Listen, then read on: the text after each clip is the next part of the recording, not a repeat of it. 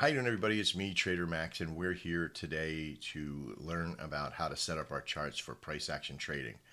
Let's get started. All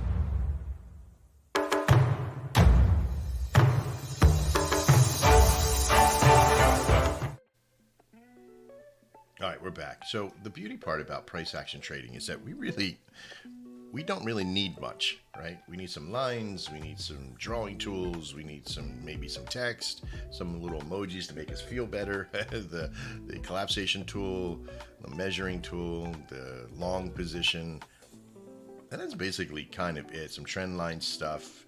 Really, as we get more into it later, we can also use Fibonacci, which that's a whole course within itself. Patterns, knowing what candlesticks are and candlestick patterns and what they do and why and all that kind of stuff. So right now we're just going to be working on how to establish and set up our chart here, like as soon as we get to a new one.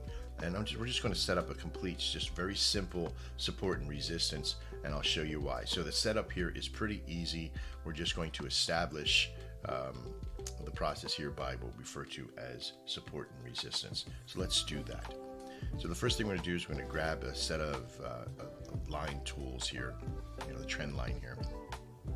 And in most cases, when I first start, I'm not looking for like the overall top and bottom, like from before if something's happened.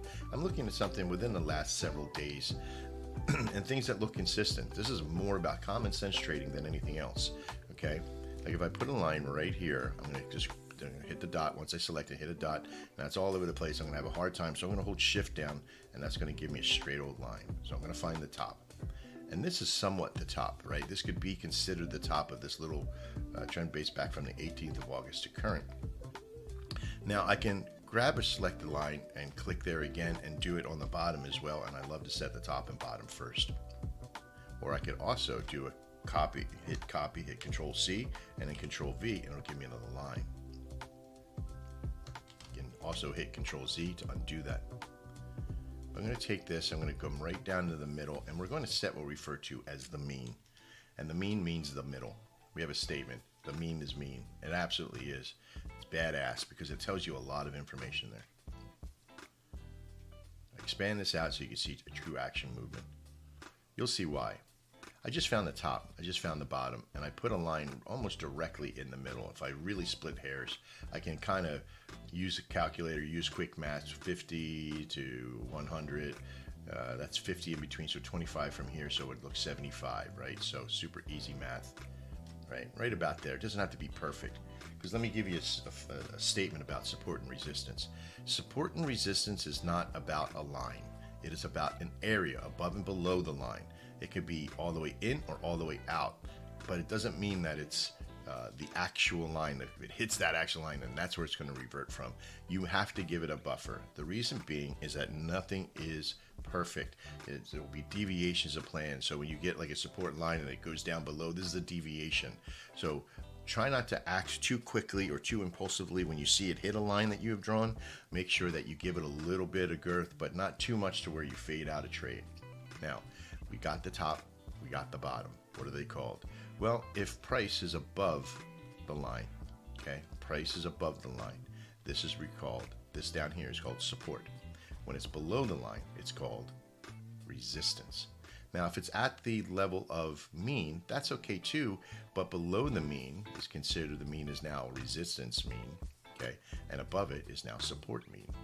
Again, this becomes a top and this becomes maybe the mean, and then there might be another movement down here. But we're just setting up the lines for now. And this is established support and resistance line.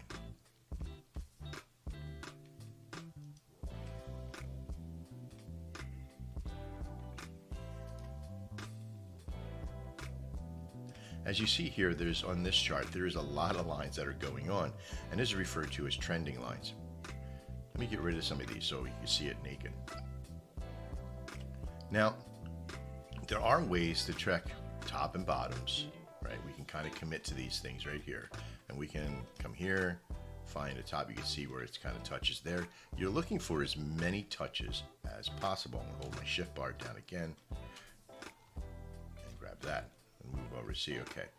And what we're trying to do is to find coincidence or touches to that line. And that does have a good one. I'm going to grab that. I'm going to extend it out just a little bit further. We're going to find the bottom as well. There seems to be a pretty good bottom right there. Doesn't have a lot of information before. Now this is a pretty big one, right? We're on a 15-minute chart. I could go to a 4-hour chart and stay with that one just for a second so you can see it. Okay? And then we found the top. Let's change those colors over. Boom. And here. Change color there. Okay? Now we found the top. We found the bottom. Now what do we want to find? We want to find the mean. And that's what we do there, right? But what were all those lines on before, right? Super easy to find the mean. Grab the top, 68, grab the bottom, 40, that's about 20, 28 between, so we got 14, so 54, right? So super easy. But the lines before were considered trend lines. And we're looking for a particular pattern, a triangulation pattern. So what I'm going to do is I'm going to find the breakout. There's the breakout bottom, because we're looking back in the past. And I'm going to find a trend is considered a movement of price that it has higher highs and higher lows to be considered an uptrend, and lower highs and lower lows to be considered a downtrend. And we try to find this relationship here. Now sometimes a trend line can be broken. We're trying to find as many consistent touches as possible on a trend. I come here, I'm going to grab the other side. Sometimes there's a top portion. If you got something really, really super good, you might be able to touch right there. You're looking for as many touches as possible. And when these patterns begin to arise, this is referred to as a flag pattern. It has an open end. But I'll be teaching you about flags and pennants in other courses. But finding trends is very important. Why? Well, because trends have an action. As it goes up, it comes back down. It may settle down below where it was before, and then goes up again, and then it comes back, settles in. It's almost like a wave. And this wave can be drawn out pretty good with the process once you have a few things that are happening within a particular community or process.